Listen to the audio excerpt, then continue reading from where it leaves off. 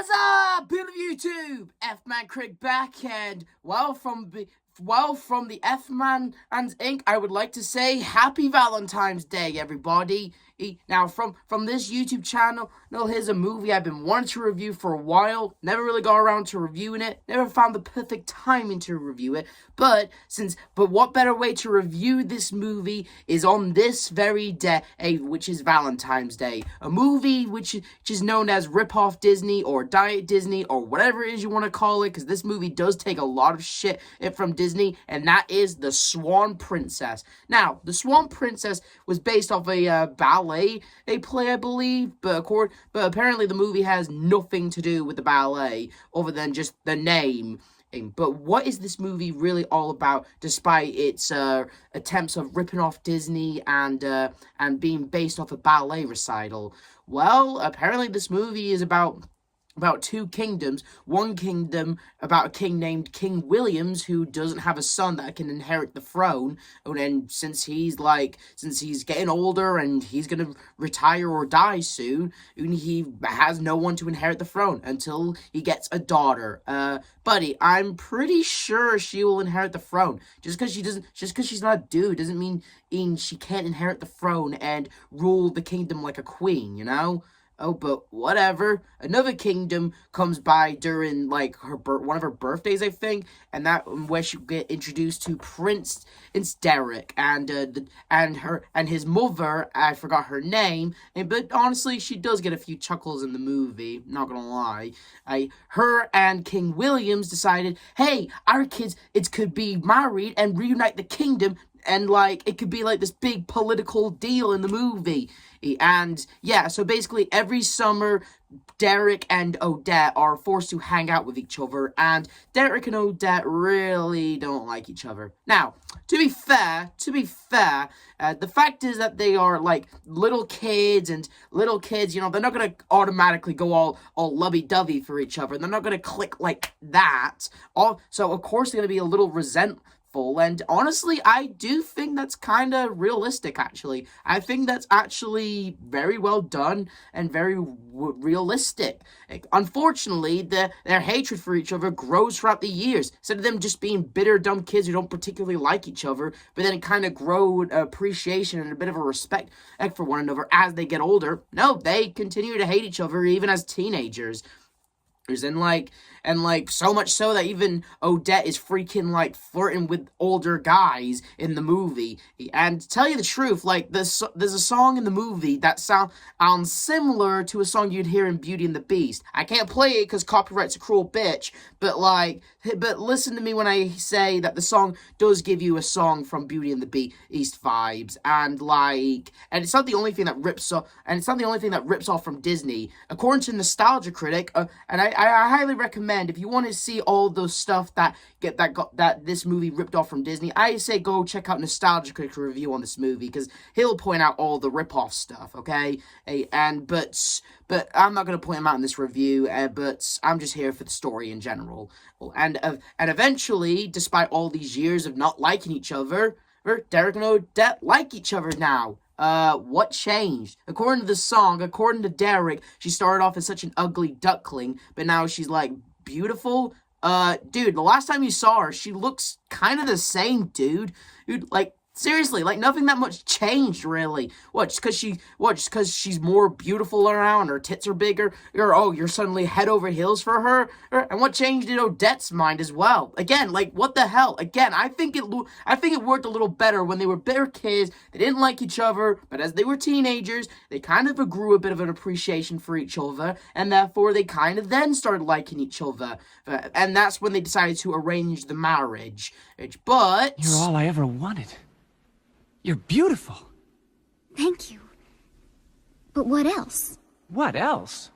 Is beauty all that matters to you? What else is there? Aye, vey. Seriously?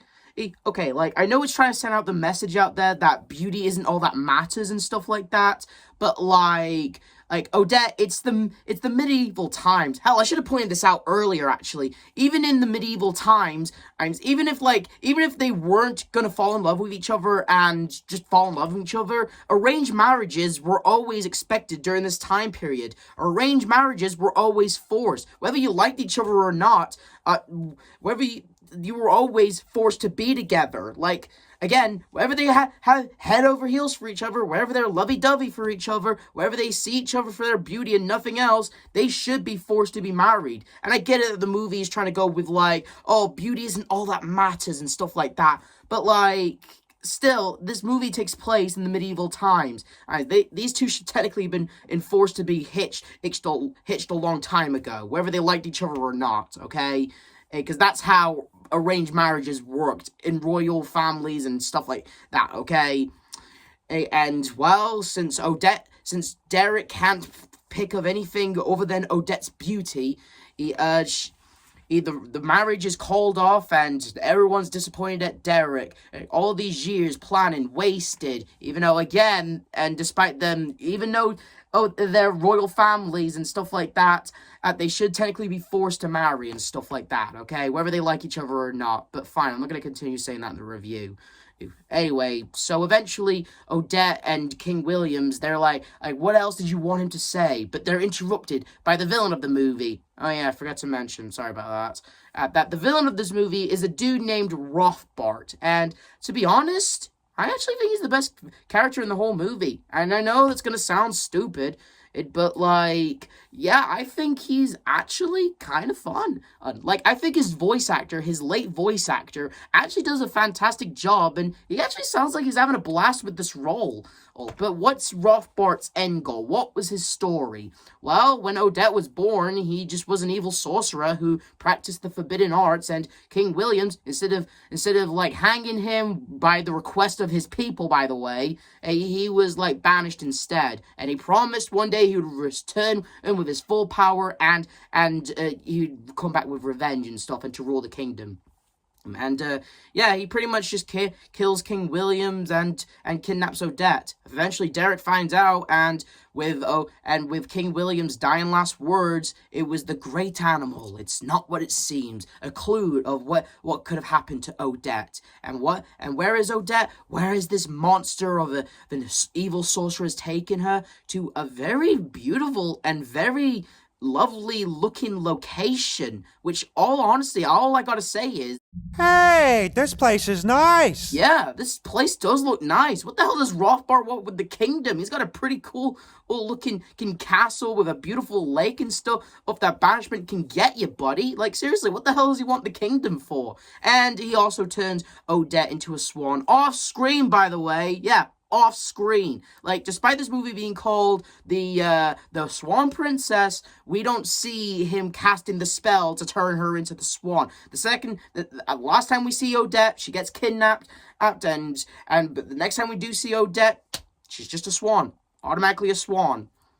But the swan's spell isn't permanent, and apparently when the moonlight hits the lake, she'll return back to human form. But the second the moonlight leaves the lake, she's back to being a swan. And all Rothbart wants is her hand in marriage to rule her father's kingdom and stuff like that. And honestly, that plan's stupid. I know I just praised this character, saying that he's honestly an entertaining baddie and entertaining character, but his end goal and his plans are kind of stupid. I will agree with you on that. And, like, yeah. And as for Derek, he's just practicing in shooting his men and in animal costumes, trying to figure out what did he meant by the great animal. It's not what it seems. He's pretty much trying to find whatever. He's practically practicing whatever he can to find the great animal, avenge and find Odette, and, like, while everyone's pretty much giving up hope. Everyone's just giving up hope. No one's like search out a rescue party. It's just Derek. Seriously? Like, seriously, no one really give a shit about Odette? Seriously? Jesus. I guess she really was just beautiful and nothing else. Jesus. Anyway, and as for his mother, she's planning to have a ball for new women to wed her son, but Derek, he's too busy looking for Odette. And speaking for Odette, despite being a swan, despite being with an evil sorcerer, she actually does make friends really quickly with 2 to 3 new animals, which is both basically just to show the marketing of this movie, just to show you cute talking animals, for the little kiddies. He's a frog called John Bob, I believe, who believes he's a prince. Why does he believe he's a prince? Nobody knows. Yeah, it's like a constant joke throughout the franchise, that he thinks that he's a prince that was a frog. And, yeah, and there's a turtle named Flash, or Speed, I think. Yeah, is it Speed? I think it's Speed. And, yeah, he's just down to help. He's just down to be the team player. You know, honestly, not much to say about him. And then there's this other bird. I forgot his name, but he's kind of like a, I don't know what to say on his character. He does help, though. He does help. I mean, when Odette finds him, his wing's busted, but she helps him out and stuff, so there's that. And basically, they just try to help her find, and with honestly the cheesiest song in the entire movie, which is No Fear, which is honestly the dumbest song in the entire movie. Now, I'm not going to play it for you, thank God for copyright stuff, but honestly, just take my word when I say the No Fear song is honestly the worst part of the song, worst part of the movie, and honestly the worst song in the entire movie, okay? And like, yeah. And as for Derek, he's still trying to find Odette, and he thinks that the great animal could be any animal, like any animal that you see, or anything, really. So his rational thought is basically just go around killing tons of animals, thinking it's the great animal. What do I have to say to Derek on that one? Stupid! You're so stupid! Yeah, on his quest to find and avenge Odette, he actually does come across Odette, thinking she's the great animal and almost kills her. But thankfully, it's dark, thank God for convenient sun setting, and the moon lake touches the water, and she transforms back into a human. They reunite. Derek pretty much just misses her beauty and nothing more, she pretty much spills the beans about how she's cursed and how he has to make a vow of everlasting love and show it to the whole world. Really? The whole world? That's kind of a ego spell she's got on. Like, seriously, the whole world? Why not just a kingdom or the majority of people? Or just say, hey, he's got to make an vow love. That's it. But no, it's for the whole world. Well, hopefully everyone just in a room, really. And instead of just taking her back to the kingdom, he leaves her alone with a heartless man who wants to marry her. And basically, just, in other words, he tried, there's this whole thing, Rothbart in the movie, he sometimes shows up every now and then, and to try and convince Odette to marry him, and remember this, by the way, remember this, because, there's scenes in the movie where he tries to propose to her, tries to be all marry me, and we'll rule your father's kingdom together. She just rejects him and stuff. And apparently, Rothbart's plan, and through, honestly, I'm just gonna flat out and say it, honestly, the best song in the entire movie. What? What? Yeah, don't get me wrong, this song about Rothbart confirming that he's not a good guy, he's a bad guy, and how he intends to eat everyone's lunches. Yeah, don't get me wrong, it's stupid in some areas, but I'd be lying if I didn't say it's colorful, it's kind of fun, and like I said before, Rothbart's voice actor just sounds like he's having a blast, and with Rothbart's dancing in the song, I'm just honestly, I kind of liked it. I thought in some areas it was kind of charming.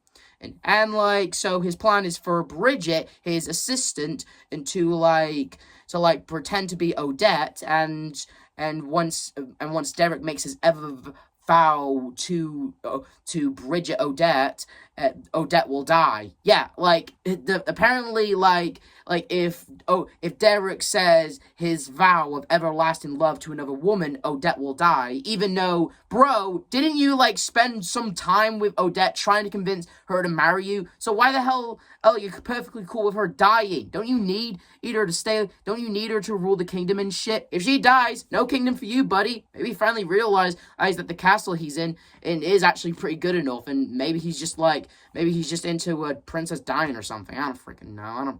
I don't know what goes in his head.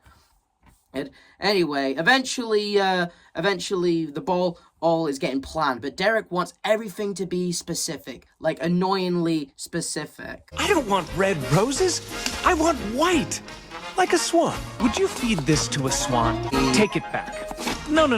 Rogers, hold it. Tonight, the music must be played soft and graceful.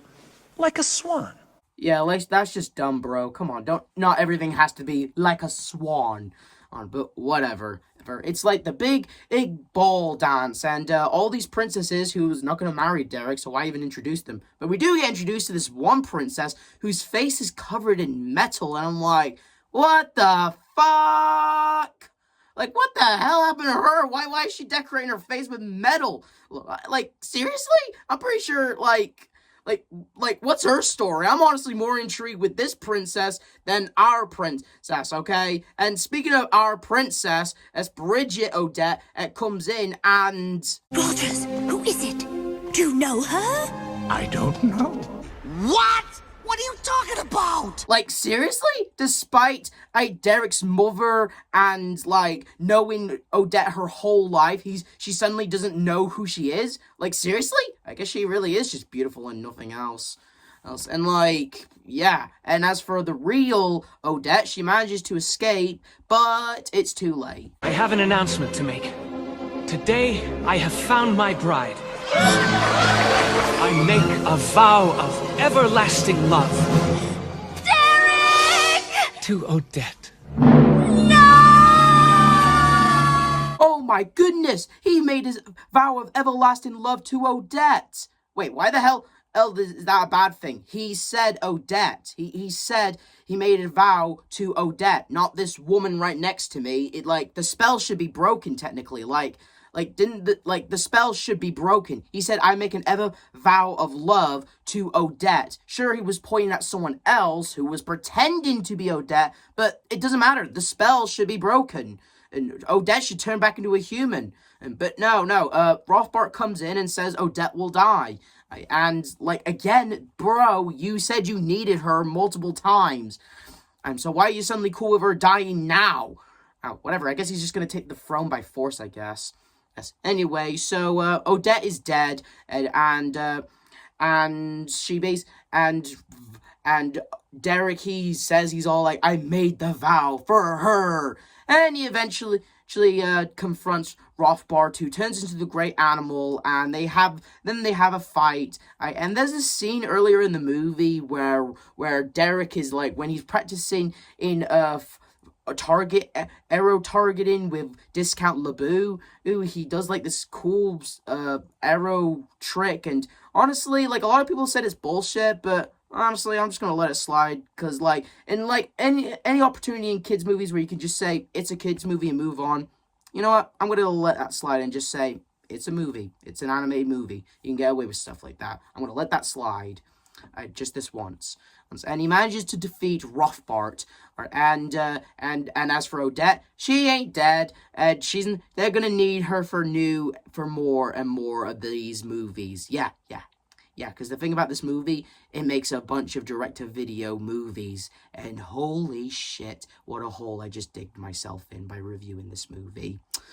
But I don't have to worry about those movies. For now, we have to worry about this movie. Anyway, Odette and Derek managed to get married, because honestly, in a way, after all the stuff they've been through and stuff like that, in a weird way, they kind of deserve each other. I'm just gonna say it. They kind of deserve each other. But they're both kind of stupid, and years of hating each other, but suddenly, since they're now grown adults and more handsome and more beautiful, they suddenly head over heels for each other. And Derek said a bunch of nice things on Odette's deathbed, so yeah, I guess, you know what, I guess those two do deserve each other.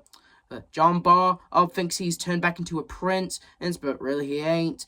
And that's the end of the movie. And oh my god, the Swan Princess. What to say about the movie? Well, I will certainly say, in some areas, the movie is okay in some areas. Don't get me wrong, animation's kind of nice, it's pretty, it's colorful, well, it looks good. Characters, I'm just gonna say it, most of the characters are kind of stupid. Derek and Odette, they're just kind of dumb. Okay, but and again, in a way, they deserve each other. So what the hell?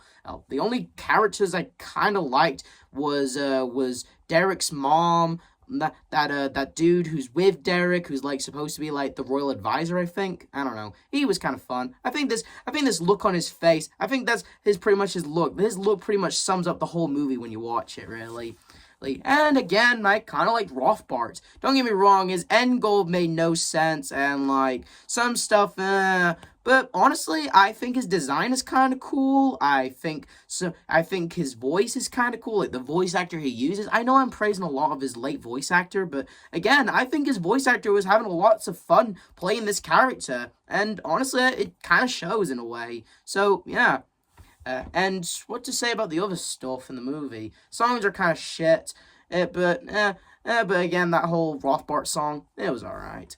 Right, but as for the Swan Princess, do I recommend it to you guys? Well, I don't really care, really. If you want to watch the Swan Princess, watch the Swan Princess. I'm not forcing you to. So, yeah, want to watch it for Valentine's Day? Watch it on Valentine's Day if you want. I'm not forcing you. It's a cheesy, cliche, a fairy tale movie. That's like, you think since it's a fairy tale, you'd think you could let a bunch of stuff slide, but since they explain some stuff that needs to happen, they just kind of retcon it halfway through the movie. But whatever, I don't really care. I just see it as just a cheesy, sometimes well animated, discount out Disney movie that you can just find in a bargain bin. And that's all I have to say. And that was me reviewing the Swan Princess. And my God, do I have to now review the direct-to-video sequels soon. This is the F-Man Critic telling you to like, subscribe, hit notification. I'll see you guys next time, and happy Valentine's Day.